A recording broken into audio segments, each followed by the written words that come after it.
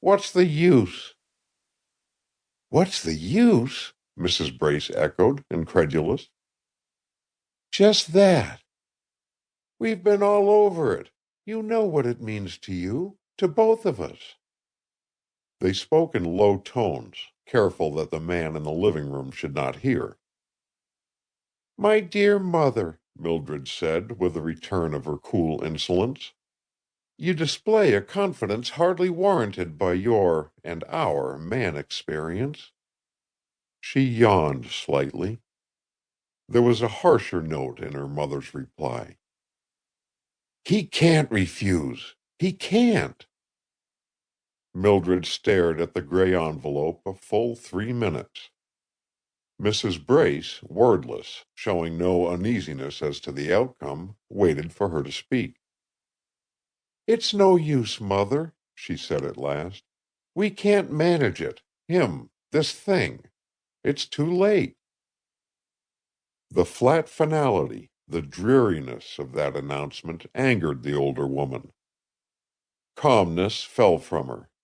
She came away from the window slowly, her hands clasped tightly at her back, the upper part of her body bending forward a little, her thin nostrils expanding and contracting to the force of her hurried breathing like leaves shaken in the wind.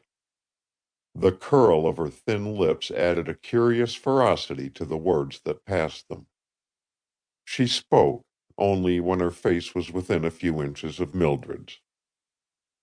"No use!" she said contemptuously, her lowered voice explosive with passion. "Why? And why too late? Have you no self-respect, no will, no firmness? Are you all jelly and—" She got hold of herself with remarkable effectiveness, throwing off the signs of her wrath as suddenly as they had appeared. She retreated a step and laughed, without mirth.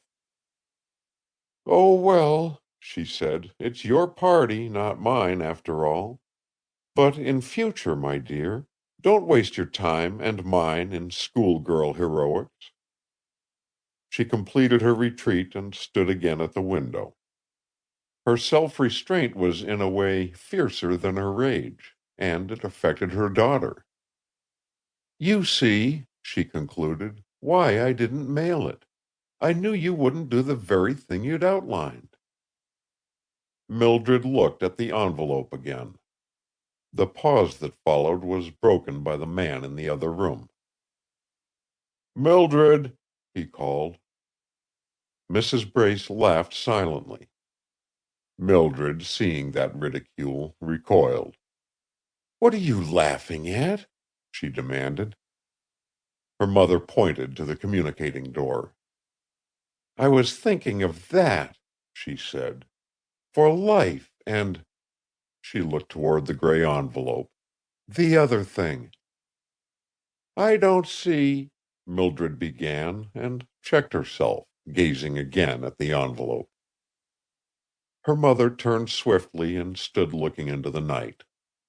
The man called again and was not answered. The two women were motionless.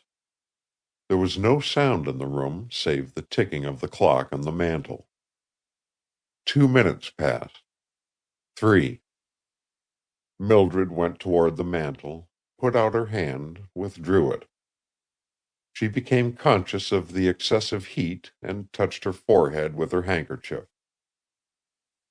She glanced at her mother's motionless figure, started to speak, closed her parted lips. Indecision shook her. She put out her hand again, picked up the envelope, and stood tapping it against her left palm. Mrs. Brace, without moving, spoke at last.